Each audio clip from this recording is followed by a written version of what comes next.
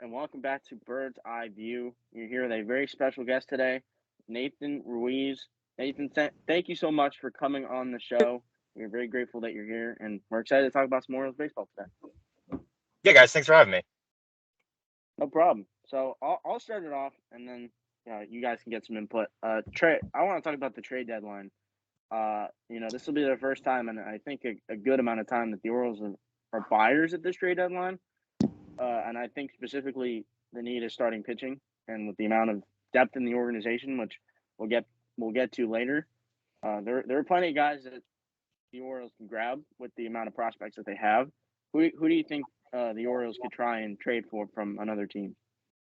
Yeah, I think to that point you just made, they really have the depth to kind of do whatever they feel like they want to do. I think, they can put together, I think, a really good package for anybody. Now it becomes a question of who are they willing to give up, how much control do they want. Like, I think you could make the argument. This is complete speculation, but like you could put together a package where they get Shohei Ohtani, but I don't think they're going to put together that level of package for half a season of a player. So I think that's probably, a little too far out there. But you look at some of these teams that are struggling don't have very good records. You look at, I guess like my eye goes to the Chicago White Sox. You got Lucas Giolito, you got Dylan Cease. I think, to your point, it's pretty apparent that this team needs a top of the rotation type of starter. I don't think, there's not many true number one ace types out there and not many of them available. But if this team can get someone who, they can trust to put out there in game one of a playoff series, I think that's a win. I think when you look at, what the bullpen has done of late, obviously Yennier Cano, Felix Bautista have been great this season. But there's I think a need for another arm in front of them, and maybe Dylan Tate gets healthy, Michael Given gets healthy. Obviously, like what they've gotten out of a Brian Baker, a Danny Coulomb, Mike Bauman at times, but I think that remains a need. And I think the lineup also has some holes too, and obviously some of that could be addressed via the farm system. So yeah, I think that there are apparent needs as well as they've played, but yeah, definitely top of the rotation I think is the most apparent one. Last thing before I hand it off to one of these guys, we've seen this Orioles bullpen. It's one of the better ones in baseball. I think you got Cano and Bautista as your setup and closer, and that's hard to touch on most days. But as of late, we've seen kind of the middle relief struggle a little bit. Do you think that's because the Orioles are getting lacked out of their starting pitching depth, or do you think it's because there are some arms in the pen that really kind of shouldn't be there? Yeah, I think obviously, this rotation has pitched pretty well. I think before last night, 21 of 22 games, they've given up 3 earned runs or fewer. But a lot of those outings have been, 5 innings, 5 plus. So it's not as if, like you said, they're getting, 6, 7, 8 inning starts out of these guys consistently. So I think we are seeing that maybe catch up to them a bit. I think you look at kind of this collection of arms they had, and obviously, Brian Baker and Cionel Perez had great years last year, but they were also guys who the Orioles got on waivers. And so part of that is development has happened with those guys, and they have you look at last season, they really improved based on their prior experience. But that said, they are still relatively inexperienced guys. You look at Danny Coulomb, he's had some stretches of major league success, but, this is obviously to this point his best season. Mike Bauman's really in this type of role for first time. Keegan Aiken's a converted starter, obviously really struggled last night, 7 runs and 2/3 of an inning. So I think you just have, a collection of guys who, I think that's Major League Baseball. Relief pitching is volatile. You're not going to be able to ask Cano and Batista to get every single out for you. You're going to need other guys to step up, and sometimes they're not going to have it.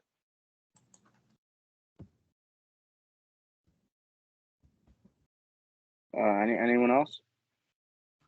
I think a potential guy they could go for this trade deadline is Shane Bieber.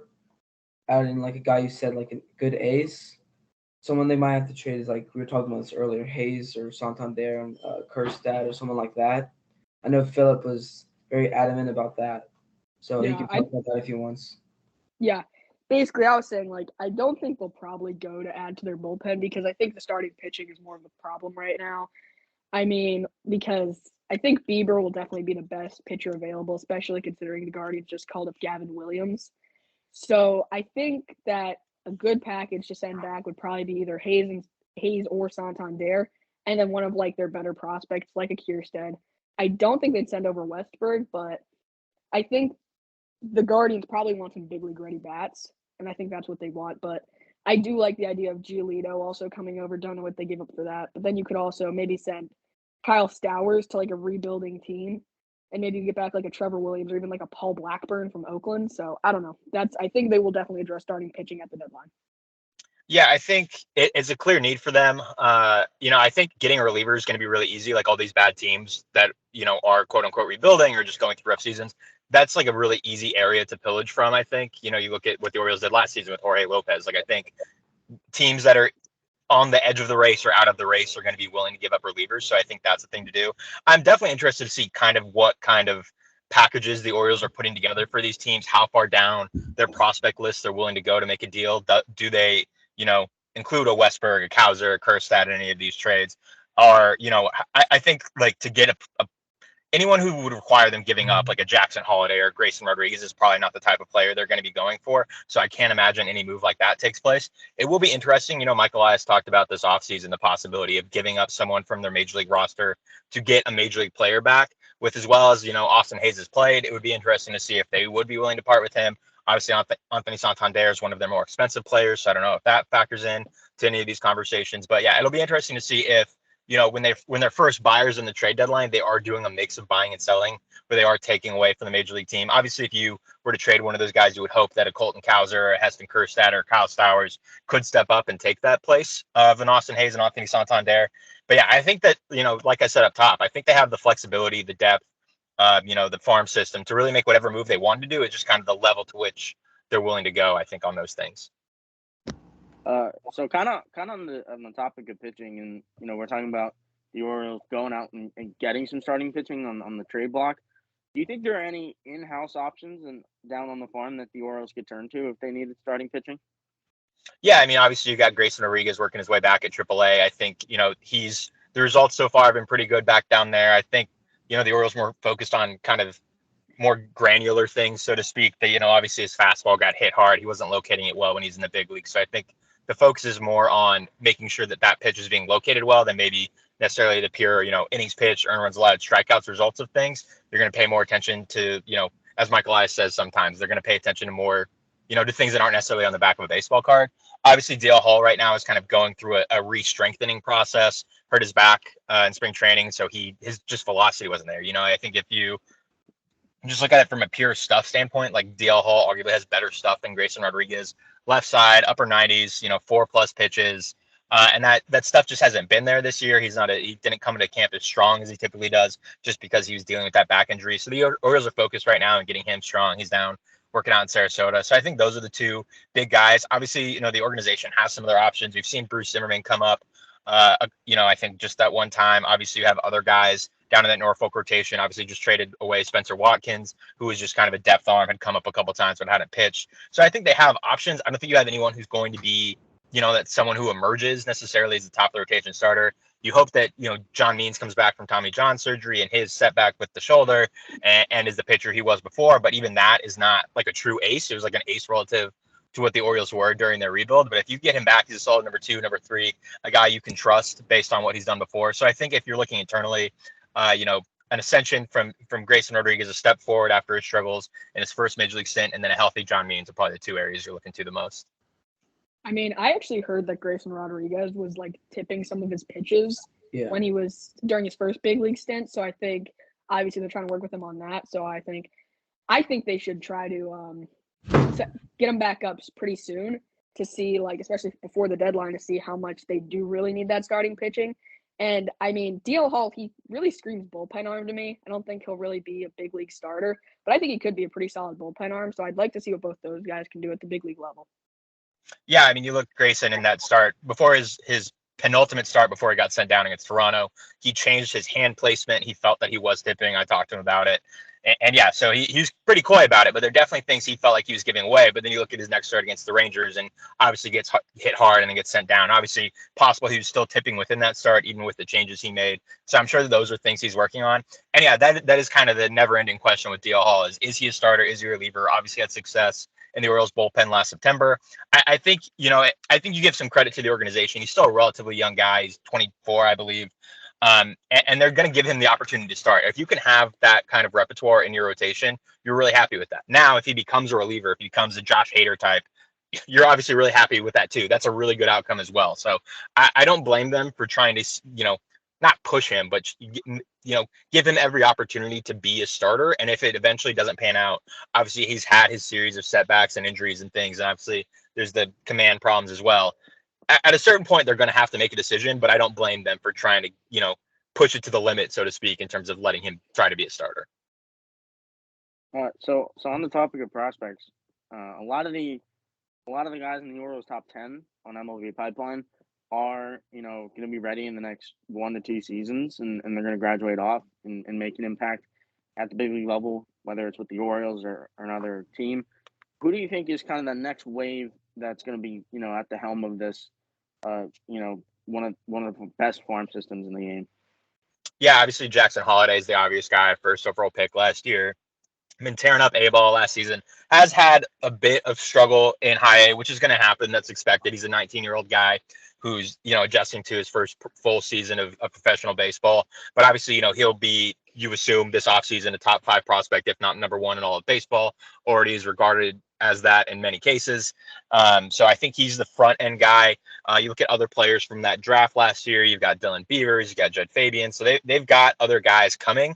I think like the real name to watch is Samuel Basayo, the catcher who they signed, in the international signing period a couple years ago. He's been having a great season so far down at A-ball. And so I think he's a guy who's already gotten some top 100 love from a couple publications. So I think that he's a guy who's going to obviously kind of be one of these young faces of this next group. Obviously, as this Orioles organization moves lower in the draft, which is the hope, which is the point, they're not going to necessarily get, that automatic top 10 in the farm system type of guy going forward, or top 100 prospect in baseball guy going forward in the draft. But that said, they've shown an ability with a Westberg, who they got 30th overall, Gunnar Henderson, who they got 42nd overall. Like they know what they're doing on the draft and development side. And so they're, I think, still going to be able to, even as they move into the, this year they're picking 17th, assuming, years going forward, they'll be picking the 20s. I think they'll continue to be able to find players who fit the models that they like and be able to develop them well. Absolutely. Like you can see, like a couple years ago, I believe just a year ago, so Gunnar was ranked 50 in top 100 prospects for MLB Pipeline. Then he just moved up to, quickly shot up to, I believe, around 5, and then he went to 1, I believe. Yeah, and that speaks to, what this organization is looking for in terms of guys on the rise. That was one thing with Jackson Holliday that really interested them is going into that winter, he was not viewed as a potential number 1 pick. He was viewed as, late first round guy, obviously had the pedigree being Matt Holliday's son, but he wasn't viewed as like a top of the draft guy. And then he goes out and has a great spring season, had worked really hard in the fall to improve his game, and it showed on the field. And all of a sudden the Orioles are like, oh, hey, the whole industry kind of caught interest in this guy who is on the rise, and really hasn't stopped. And so that's what the Orioles are looking for. If you're going to, you saw it with Gunnar too. They're looking for guys who are on the rise, who showed a capability of improvement. And, in Gunnar's case and Jackson's case, that curve kept going after they were drafted. So that's kind of, if you want to speculate on who the type of players the Orioles might take in future drafts, look for someone who's really, maybe wasn't as high, someone who's risen up draft boards, I think is someone that they really look for, someone who has that ability to, has shown that ability to improve and then carry that into their pro career. Noah, you got anything you want to say? With prospects, I think you were talking about Jackson Holliday moving up the draft boards. I think the Orioles and everyone thought we were going to take Drew Jones. I was surprised when we took Jackson Holliday. So I want to see how he can do compared to Drew Jones. Because obviously you talk about Jackson Holliday being Matt Holliday's son, with Drew Jones being Andrew Jones' son. Similar prospect idea there. Yeah, and I think that feeds into player background. That they know what they're in for. Like Jackson Holliday grew up around Major League Baseball. He went to Major League spring training before, and talking to him this spring, he was basically like, yeah, the only difference is now I'm playing. I've lived all this before, but now I'm actually playing in the game. So I think when you're talking about that, but you look at, Adley Rutschman was a coach's kid, but it's not like his dad played Major League Baseball. So it's not a requirement. Last I checked was a while ago as far as Drew Jones' numbers go, but I think Jackson got off to a way better start. I think Drew is dealing with some kind of injury or something. So I'm not fully certain on that. Obviously, the early returns are there. I do think that is a thing that tends to happen with first and second picks. I think Adley is going to be compared to Bobby Witt Jr. for a long time. I think Heston Kjerstad is going to be compared to Spencer Torkelson for a long time. These kind of things tend to happen. That said, to this point, the Orioles are really happy with the choice they made. and they had a collection of guys. There was a lot of high school players they had to pick from. There's Brooks Lee as well, college player. So they had a collection of options. Jackson Holiday wasn't by any means like a runaway slam dunk #1 pick, and neither was Drew Jones apparently. And so the Orioles made the choice. They picked the player they felt best fit them, best fit what they were looking for, and to this point they feel like they've been rewarded for that. We're on prospects right now. Who's your favorite like underrated prospect? I like Cade Povich, who's down in AA right now. But is there any guy that you like? Yeah, it's interesting to hear Cade Povich be referred to as underrated, because I think by this time next year he could be the Orioles' top pitching prospect, and I think he's third in the organization right now. Obviously, they did really well with that Jorge Lopez trade, but I think that he's a guy who I don't think got a ton of attention in the wake of that trade, and obviously is was a top 100 prospect by ESPN this offseason. So great stuff there, having great results in Bowie. Another guy who I'll just mention who's also having a great start in Bowie is Chase McDermott. You look at him. Got him in that Trey Mancini trade, and he was kind of viewed as the second of the two guys they got. They got him and Seth Johnson. Obviously, Seth Johnson underwent Tommy John and hasn't been able to pitch. But that Chase McDermott's pitched really well. Kind of struggled after going to Bowie at the end of last season, but has really figured it out seemingly this year. Changed his repertoire a bit, went from a traditional changeup to a splitter, and it's worked well for him. And he's a guy who I think the Orioles are really happy to get. He's now, if you look at, I believe, Baseball America's prospect rankings, he's ahead of Seth Johnson. So, and Seth Johnson's still like a top 20 guy in the system, obviously sidelined with the Tommy John, but. I think when you look at what the Orioles did last trade deadline, obviously disappointing given the context of things. They were seemingly in the race, and then they, sold off two players, but they seemingly did pretty well for themselves, getting Cade Povich, getting Chase McDermott, getting Yennier Cano, Seth Johnson, and then a couple younger pitchers as well, Juan Nunez, Juan Rojas. So they did well for themselves, seemingly, even if it hurt themselves last year. Chase McDermott's a guy who comes to mind. Trying to think of other guys on the list. So much of the focus, I think that's one thing that's interesting about the organization. It's like, this is gonna be weird to say because he's a top 10 guy, he's a top 100 guy, but I think Kobe Mayo is kind of underrated, just in the sense of like they have so many other guys that he gets overlooked at times. You got Kerstad and Norby and Westberg and like all those guys are at AAA, like they're all right there pushing toward the majors, and then you've got Kobe Mayo just doing his thing in Bowie. I think Cesar Prieto is a really interesting player as well. Former Cuban batting champion, got moved up to Norfolk recently. So this team just has this organization just has so much depth at a lot of positions, and I think a lot of those guys are infielders, which was a real area of need when Michael Elias came in, and so they've done a really good job of turning that around. And you look at the prospect rankings, and again they're seemingly doing a really good job of things in this regard. And when there's so many names that kind of you're picking.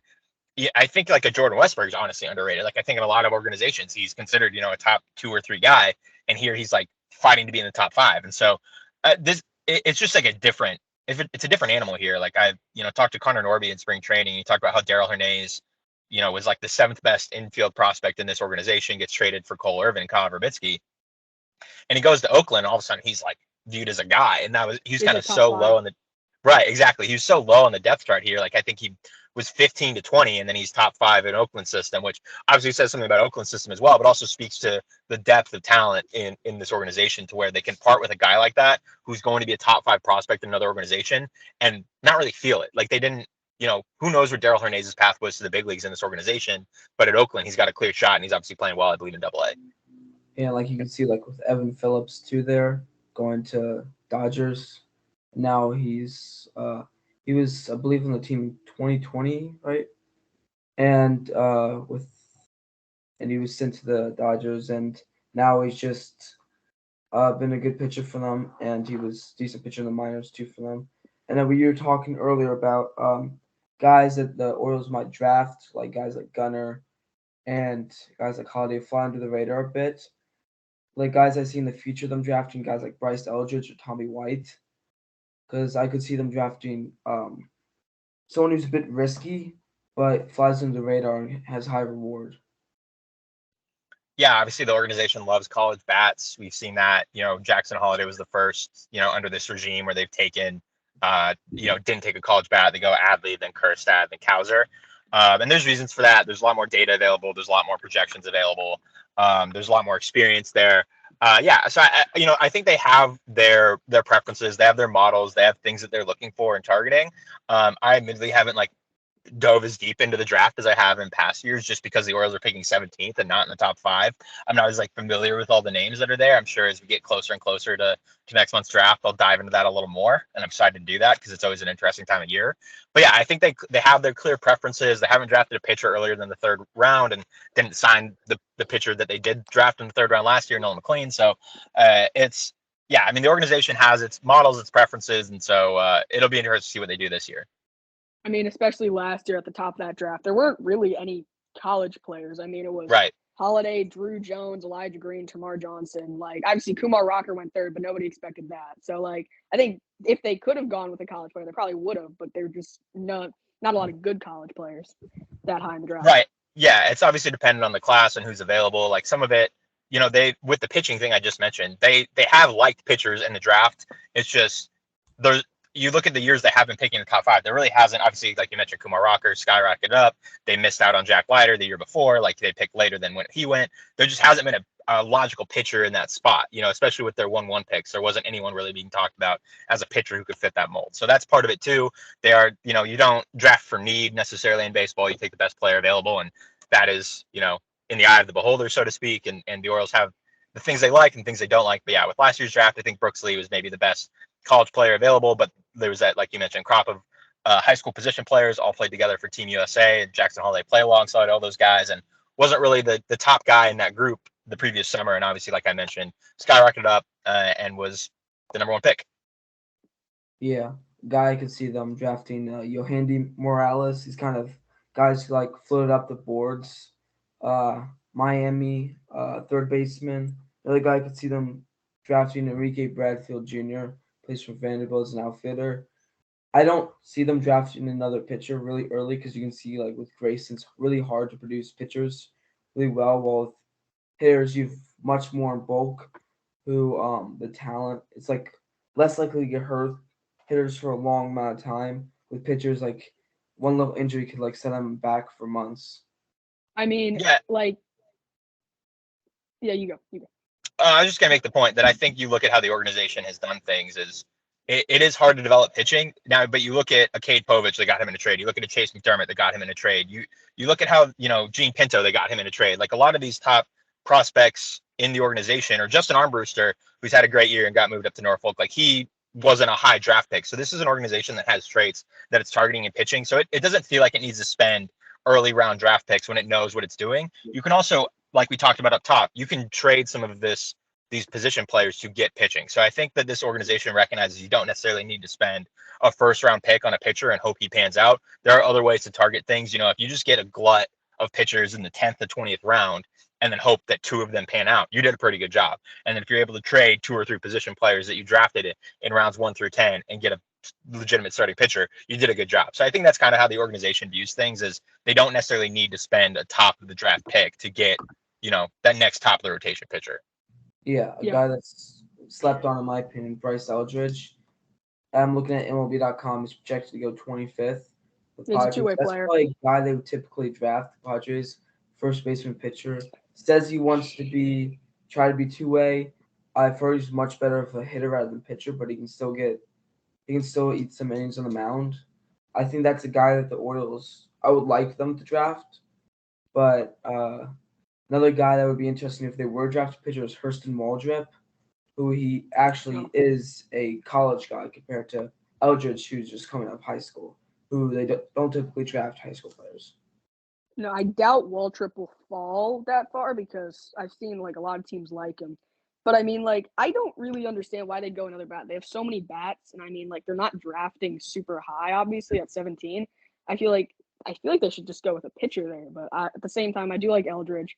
I mean, if Waltrip falls, I think you got to go for him, but I doubt he will. Yeah, it's not about need. So I think if you look at, just because you have Westberg and Kerstad and Kauser and Norby and Mayo and because you have all those guys up in AA and AAA, you don't need to worry about the guy who's about to play for Aberdeen. You're going to take the best player available.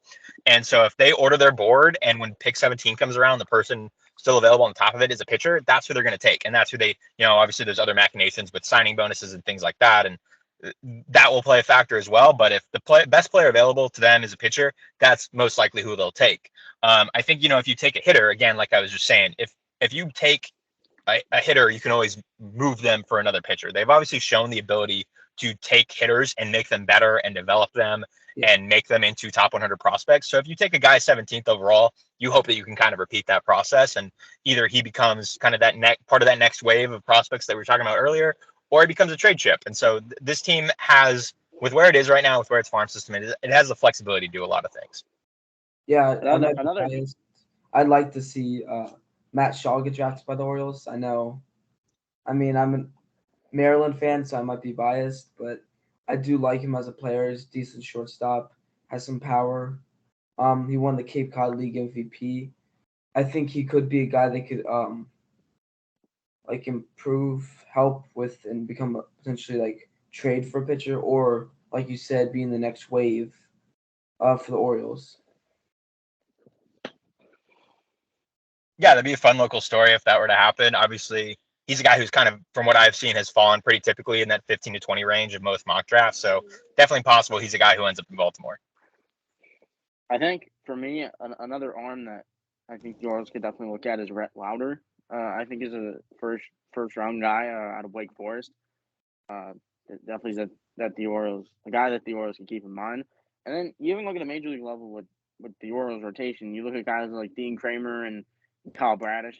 Kyle Bradish was in the Dylan Bundy trade, and Dean Kramer is the only piece still left in the Orioles organization from the Manny Machado trade. So not only are you seeing the Orioles trade for their star pitchers in the minor leagues, you're seeing the pitchers in the major leagues also be in trades. Right, exactly. And you look at those two guys also, they were not, I think they were, picked in the top 10 rounds, but they weren't first round picks. So No. Kyle Gibson was a first round pick, but obviously that was a long time ago and they signed him as a free agent. But yeah, and Tyler Wells was a Rule 5 pick. So you can get pitching from a lot of different places. And we've seen that in how the Orioles have operated. And so I don't think, even as you look at this farm system, you say, oh, they could use another pitcher. That's not necessarily what they'll do. I don't know that, again, I'm not super familiar with a lot of this, but from what I've heard about, the Wake Forest guy, he's, top 10, top 15 guys. So I don't know that he'll necessarily get to Baltimore, but these things will change. I don't think that they're going to get Dylan Cruz by any means, though as much fun as that would be to add his bat to the things. But yeah, so I think that based off what they've done in this regard, it's hard not to trust whoever they take. Like, I don't think that the closest they've had, I think, to a miss would be Kjerstad. And that was obviously something out of his and their control with his health situations. And then in less than a year, he made it from low A to triple A. So I think it's hard to call even that a miss. Obviously, he's maybe a little behind schedule, quote unquote, but it's not like, he's been tearing it up ever since he's been back on the field. So, yeah, it's hard to doubt what they've done. Obviously, we're talking about, them taking guys in the top 5 picks rather than, a top 17 pick. But I think it's hard not to trust what they've done.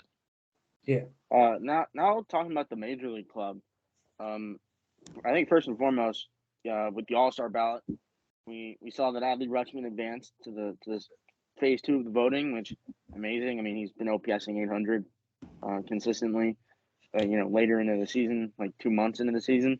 But I think it was pretty shocking that Austin Hayes didn't really get as much love as I think he should have, and obviously he's been probably our best hitter, and he's been great in left field as well. Has that cannon of an arm, and I was disappointed for him. Obviously he's worked very hard to get where he is and to get healthy and to stay healthy.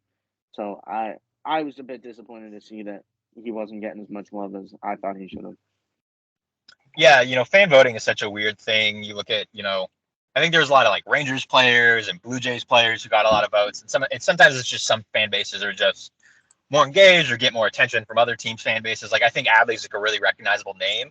No offense to Austin, but I don't know that he's like a household name in baseball by any means. And obviously you hope that he like keeps up this stretch of play and becomes that. Obviously, when you're one of the leaders in the American League in batting average, if not the leader still, I haven't checked the updated stats, but obviously he's up there and put up good numbers elsewhere. It's not just, batting average can be kind of a hollow number, but that's really not in his case. Like you mentioned, doing it all as well and showcasing the power and playing good left field. And so, I think he has a great chance of still ending up as a reserve on the team. Who knows how, obviously there's different machinations with the all-star roster, and you need to make sure each team gets one player and all these other things that need to happen. He definitely deserves it. If he doesn't get it, it's definitely a bummer. But yeah, I mean, he's played really well. Been nice to see, given he's a former number one prospect in the org, had a great 2017 season, dealt with injuries, hasn't had, I mean, knock on wood, but hasn't had an injured list since in over 2 years now. I think, obviously he built a reputation early in his career as maybe injury prone, but he's played through some things, played around some things, and playing really well so far this season. And it's good to see. And yeah, I for his sake, I hope he ends up being an all-star. It's hard to argue that he deserves it. Just who knows how these things kind of work out. Yeah, I'm not a fan of fan voting because, Toronto, they have a whole country. Like, Santiago Espinal was an all-star last year. But, actually, I think Adley will definitely get the nod at catcher, but I think Jonah Heim also has made a great case. He just gives you so much behind the plate. But I think Adley will definitely make it, and I think Cano and Bautista will make it as relievers. But I'm not sure they do get anybody else, even though maybe Tyler Wells or definitely Austin Hayes. So I think those are probably going to be the all-stars for Baltimore. Yeah, I feel like NL Rookie of the Year is already locked with Corbin Carroll, but AL Rookie of the Year is pretty wide open right now. Like, I still think Gunnar could be contender as he's starting to heat up a bit more. Yeah, for sure. And obviously that's what they were hoping to see. They put their trust in him as he got off to a slow start. Former number one prospect in baseball, a guy who they really believed in enough to call him up late last season to try to help the playoff push, and obviously had a good, September cameo last year and didn't really carry over, had some struggles. But he's really started to come out of it. The power is there, the ability's there. Obviously plays really strong defense after some early struggles. So he's showing the player the Orioles believed him to be. They really never at least publicly suggested that they were considering sending him down to the minor leagues. They just let him work through it in the big leagues, and now it's paying off, and he's playing great. And like you mentioned, putting himself back in that conversation, being American League Rookie of the Year. So far, it's probably Masataka Yoshida, though, in my opinion. Yeah, Hunter Brown's been good too. Yeah. And Josh really good. Also, Cano has rookie status too, I think. Who does? Cano. Oh yeah, Cano. I don't think they'll give it to a reliever. Yeah, he might be their best candidate for that. That would certainly be unexpected if they went into the season with the favorite for American League Rookie of the Year and then still win the award with someone else. It'd say a lot about the organization for sure. Yeah, definitely. Yeah. Well, another thing on my part, we're seeing the Orioles develop a lot of hitters in the minors and draft guys really well, but we've also kind of seen the Orioles turn around some careers in the bigs. Especially with Aaron Hicks. Obviously, Aaron Hicks was the replacement for Cedric Mullins. Mullins is on the IL with a groin injury, and fortunately, he got his rehab in, and he's currently with the Tides on his rehab stint. But Aaron Hicks stepped in, kind of was under a microscope a little bit in New York, and was getting booed all the time, and nobody liked him. And then he got released by them, and the Orioles picked him up kind of at the right time. And I'll be honest, at first I was pessimistic about the move, but he completely turned it around. He's been such an impact. He's played a really solid center field and has been a really good bat as well. And then another guy, Ryan O'Hearn. Kind of on the waiver wire a little bit, and first base outfielder from Kansas City, and we're seeing him. The power, the average is really come along, and it seems like the Orioles have tweaked something for him, and he's getting a lot of reps in, especially with Ryan Mountcastle out as well with vertigo, but he also got the rehab in. So I think it's pretty impressive that the Orioles have been able to turn those two guys around at the big league level as well as minor leaguers. Yeah, like you mentioned, this organization knows what it's doing. I think with hitters, and we've seen that in the minors. We're seeing in the majors. Obviously, it hasn't been perfect. You look at Jorge Mateo made some adjustments and had a really good April and has really struggled since. It's really hard to hit major league pitching, and we've seen that across the board, across the sport. Like, this game is really hard, and so you're really happy, I think, when you get a guy like Aaron Hicks and you get a guy like Ryan O'Hearn, who maybe these reclamation type of projects, who had their struggles elsewhere but have had success in the past, and you're able to recapture that or build on that, and the Orioles have obviously done a really good job of that. And Ryan O'Hearn and Aaron Hicks are a big part of why this team has played so well despite missing out on those two guys. Yeah, another guy. I want to hear your thoughts on this. Jorge Mateo, I think, should they wait on him a bit longer, or should they just get ready and call up Westberg? Yeah, I'm going to answer that kind of separately. Like, I'm not sure what else they feel like Jordan Westberg needs to do. He spent almost 160 games playing at AAA, hit, I think 36 home runs at that level now. Obviously, there are aspects of his game that they feel like he needs to work on. But, I don't think that they can rely on this version of Jorge Mateo all season long.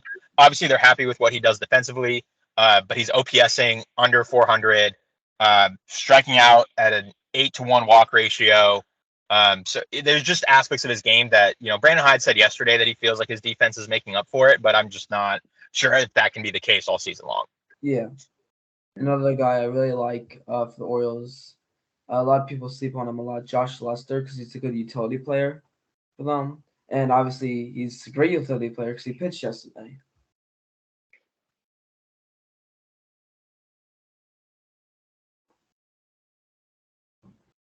Lester, not the best average, I would say. It's around 190, right, Pat?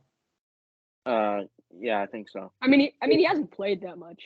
He hasn't played Li- much. limited time. Yeah, He might go good, down when now. good solid utility player for them. I like them having at least one utility player. That's what I like seeing for a team. Yeah, because they haven't really had that. I mean, you can see that with Ramon Urias being a utility player. I was going to say Ramon Ruiz. Second, but he was injured for a bit. Yeah. You can see him he played a good game at first base a while back. And Mount Lester. But now they have first and third. And then they tried Santander first as well. Yeah. Orioles have definitely explored their options as backup first baseman. Yeah. I'm just glad they're not moving Gunnar back over to second anymore. Another utility player that we could talk about is Terran Vavra. He got sent down to the Tides, but he was able to play second and outfield pretty well. So yeah, that's another player that's good for them. I don't quite understand why Ryan McKenna is still on the major league roster. Yeah, I don't get that. He's probably understand that. He's probably gone when Mullins comes back. Yeah, same with because I think he picks has been hitting well.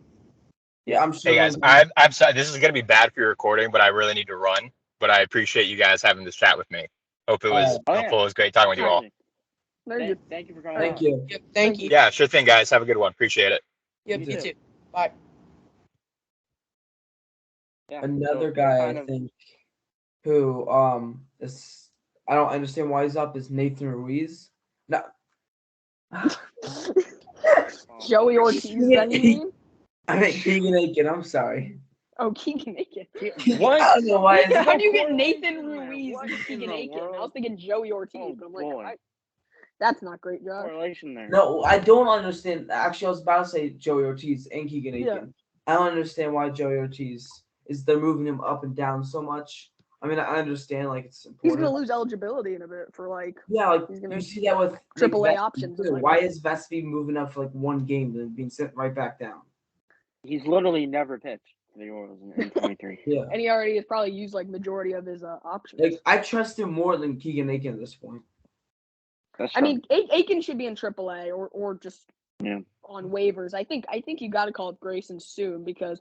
Again, as I was saying to Nathan, I was saying that you need to survey your options before the deadline because if Grayson starts going crazy and the other pitchers start pitching well, do you really need to move people? That's what I'm saying. So I think and same with DL Hall. Obviously, he's right now in rookie ball. I think just rehabbing, but I mean, if he can come up before the deadline, I'd like to see something of what he can do too. What I would like. I think even if Grayson is pitching really well and he's able to find his form. As an Orioles fan, I still think you go after that guy on the mound, that frontline guy, just because of one thing, experience. As good as Grayson can be, still not going to have that experience. So I think that's probably the difference maker there. So. Yeah. Also with Grayson, I mean, we sent him down after a couple bad starts, but after that, most people had the concern that he was going to be great in AAA, and then we were just going to call him up, and it was going to become a cycle, and then he would never fully develop the right way. Because if he keeps getting called up to the MLB, and he doesn't develop right, then we just wasted a pick on him. Yeah. I mean, he's been good in AAA, right? He's been pretty good, yeah. So that's the issue. He's been good in AAA, but not in the MLB. Yeah. So at some point he needs to adjust to what his issues are at the major league level, think So that's what he's he's a doing in AAA. quadruple A player. He's a quadruple A player. No, okay, y'all are as the Orioles fan. I'm not an Orioles fan. Like y'all are 4A being so player. pessimistic right now. Like he literally was tipping his pitches. Nathan literally said he was talking to Gracie. He was tipping his pitches. His fastball was getting hit hard. He didn't adjust to big league hitting enough, and he didn't even start the year on the big league club. He like got called up. Like he made his first start like in the cycle, but like I think he's working on it in AAA. I think he'll come up and be better. I don't think he's gonna be 1 ERA, but like he's gonna be better, and that's what he's working on in AAA. So I don't. Yeah, I y'all are can being see too him. pessimistic right now. I think- see I think- ending up like a 3.4 or something. It's For pretty me good. watching Grayson when he was with the Orioles and his first big league stint, it was kind of a roller coaster. Like there would be days when he would go like 5 innings ish and punch out and just a bunch of guys and you could see that electric self. And honestly, I think you could see that electric self every time he went out there. And I think he just wasn't locating very well and that fastball or a breaking ball could get left hanging in the zone and a hitter would, punish him for it. He would get behind in counts a lot, I think, as well. You saw him, get fall behind and just not be able to recover from that. Well, I saw him multiple times, like in the head in the count section and losing them. Yeah, I think Grayson just has to, he has Control. everything there. I like the repertoire a lot. It's just that he has to be able to locate it and kind of navigate through the big league waters and figure out how to get out to major league hitters. I think that's a big thing. And I think this is around where we should wrap up today's episode. Really Any last thoughts from anybody? Nope. Really happy to have Nathan Ruiz on. Glad Noah could join us and Phillip could join us. Noah's probably going to become more of a regular now. Phillip, he's still Phillip. So he's going to be here. Okay. He's going to The be discrimination. Pat, obviously, me and Pat are just the main hosts, so we're going to try to be here every time. We've been here since the start. So this is where we should wrap up. Any Pat, do you have anything else to say? I don't think so. I mean, Nathan Ruiz, it was great to have him on to talk about some prospects and the Orioles season so far, and hopefully we can get more guests on in the future. Absolutely, and I just want to plug our Twitter account real quick. Actually, go to @BirdsEyeView35. Check out our Twitter where we post the podcast. We also post the podcast on YouTube, actually, and. All right, let's just like my stop plugin. plugging our Twitter. On Twitter, you can go to @BirdsEyeView Podcast 4744, and I will plug. Nice. And if you guys have any questions, just let us know. We are free to have guests on the podcast anytime. We're happy to answer questions, talk with you guys, anything. Actually met Noah at a game, and that's how I just joined the podcast. Anything can happen on this podcast. It's a pretty wild podcast. Yeah, anything can happen. All right. We'll see y'all next time. All right.